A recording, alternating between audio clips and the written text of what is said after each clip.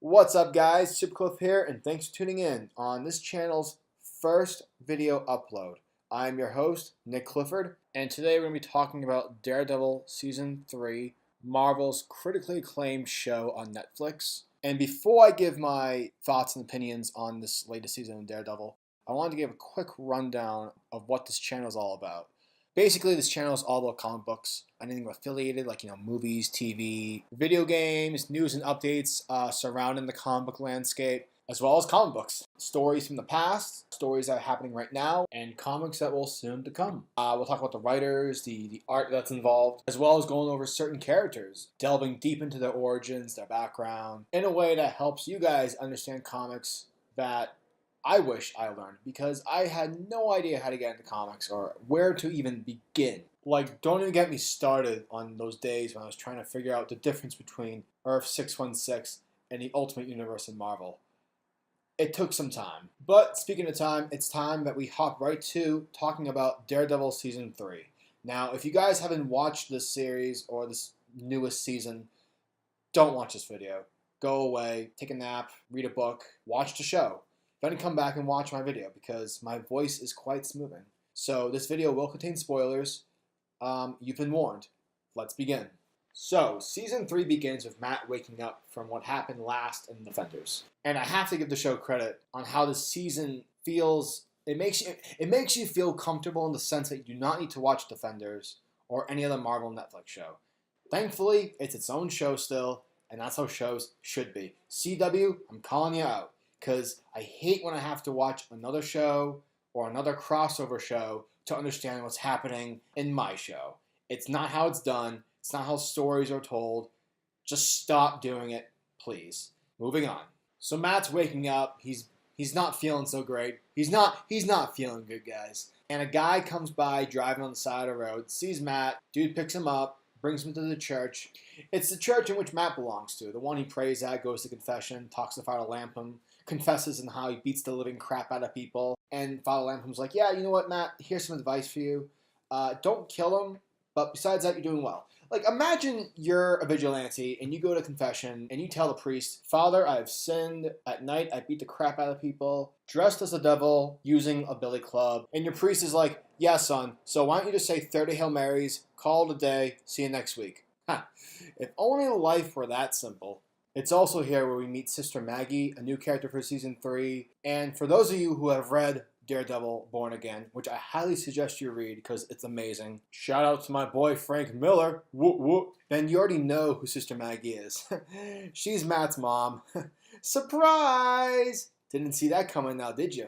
But I gotta give both the actors credit here, because Sister Maggie and Matt Murdock's relationship is so real. I mean, she doesn't just help Matt, she gives him sass. She talks smack to his face, which is done in a way that's similar to Stick, yet not at the same time. Because Stick, what he would do is crash your apartment, drink all your beer, break your favorite coffee table, inform you he shot a kid with a bow and arrow, roast you on how you're doing the whole vigilante justice life wrong, and then he would just leave. Whereas Sister Maggie will clean your bed, wash you up, give you some medicine, buy you food, yet still make fun of you at the same time. So I guess the only difference is that one's violent and the other isn't. Regardless, Sister Maggie was a great addition to the cast and a much needed character for Matt and for the story. Especially since Matt's whole inner conflict in which he's having throughout the season is faith. His faith towards God. How he basically doesn't kill bad people due to his religion. But because so, you got people like Wilson Fisk, aka the Kingpin, whom Matt fought in the first season, is back. And not only is Daredevil's arch nemesis making a comeback, dude's got the full support of the FBI with him. He's good. Just as long as he continues to play ball. And speaking of ball, Agent Ben Poindexter. Bullseye. Now, you all know this guy was going to come up eventually. Wait, that's a cosplayer. My bad. All right, here we go.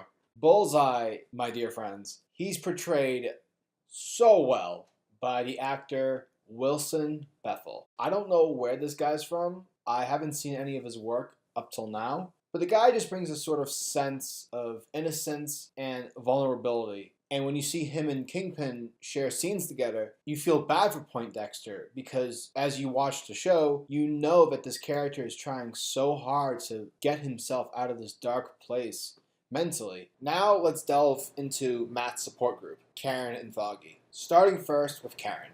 I really enjoy her character throughout this show. She is definitely that person who comes across as the potential damsel in distress, but she isn't. Yet she is at the same time. Alright, a little backstory on Miss Karen Page. So in the comics, she is 150% the damsel in distress. She seriously reminds me of a character who belongs on one of those CW shows. I'm going to use an example of a show that doesn't exist. The Flash. She'll be like, why isn't life, better for me? Why does no one like me? Why did he say that? Where's Matt? Why is Matt blind?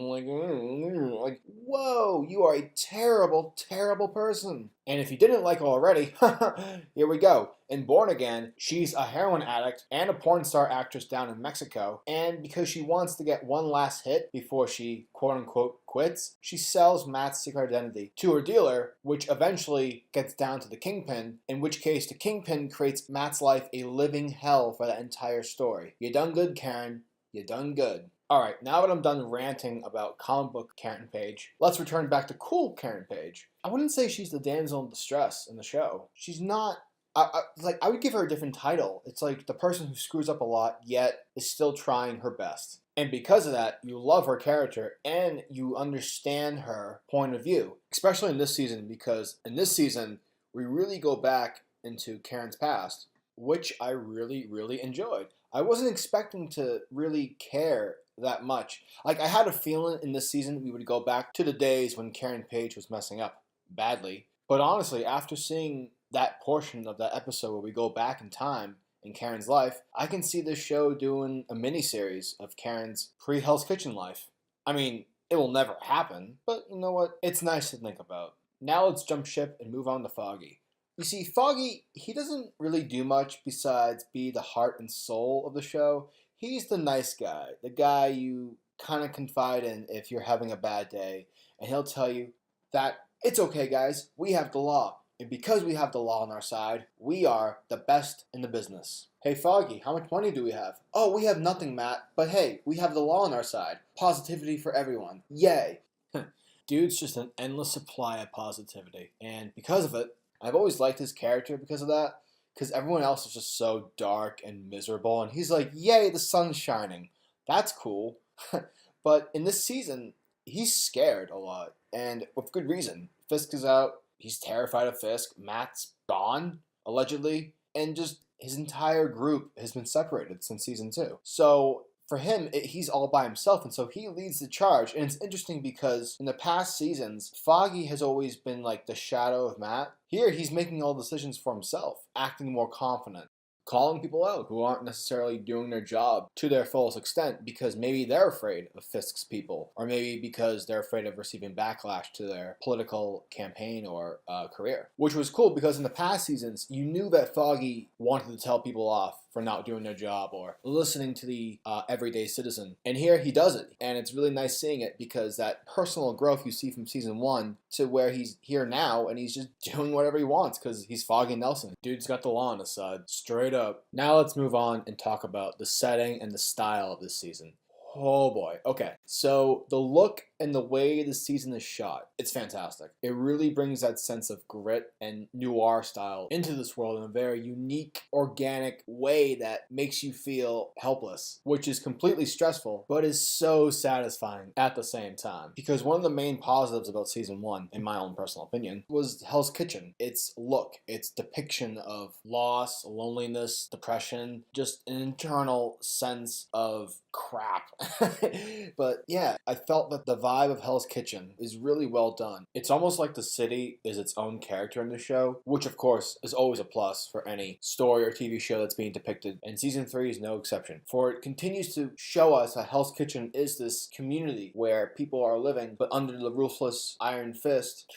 Iron fist. That show's bad. Anyways, where people are surrounded by lies and deception and they want to be able to bring their city back to a place where people can live in prosperity. And because we witness so many citizens just displaying a look of just loss, we feel for them because we see the situation that's surrounding this community. Even if we do not want to live in Hell's Kitchen, which of course I do not want to live in Hell's Kitchen. Are you kidding me? I don't want to get beat up by the Kingpin. That'd be terrible. Or his henchmen, or Bullseye for that matter. Yeah, no, I'm good here in Boston. Oh, and speaking of Kingpin, let's talk about Kingpin, because Kingpin, my friends, he is so dope in this season, as he is in every season of Daredevil. I mean, Wilson Fisk was only in season 2 for 3 episodes, and even then he was the best part. Side note, my favorite part from season 2 is when Matt Murdock goes to visit Kingpin at where he's being locked up in prison, rolls on up, calls him fat, threatens Vanessa, telling him that he won't let Vanessa come back to the States due to her being accessory to his crimes. And Kingpin's like, oh really? Don't give a damn. Punches Matt in the face,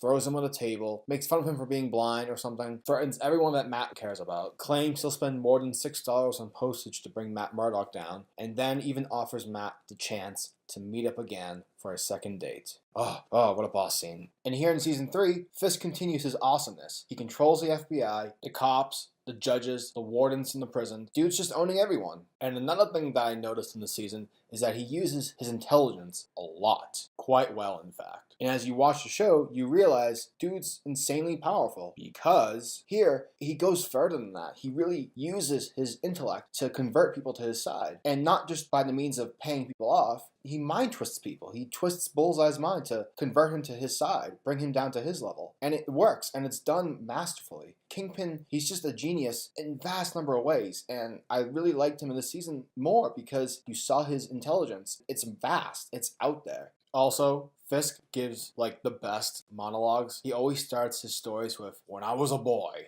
I did this, or when I was a boy, I would allow myself to project a primal scream. Essentially, Vincent D'Onofrio is Wilson Fisk, and you just gotta watch him on screen because he just steals the show. He's just amazing. He is the Kingpin, and I love him.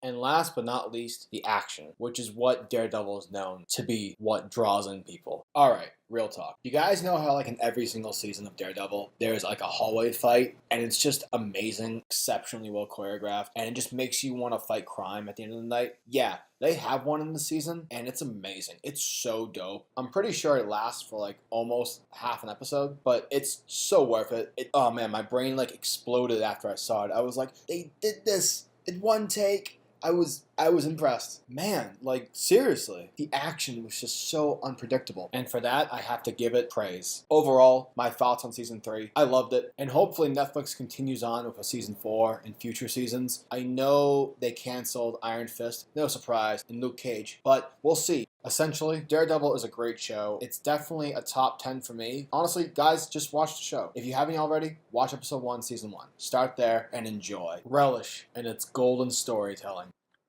And that wraps up today's video. If you guys like my content, please hit that subscribe button, as well as hit the bell symbol, so that the world of comics is never missed out. Peace, guys.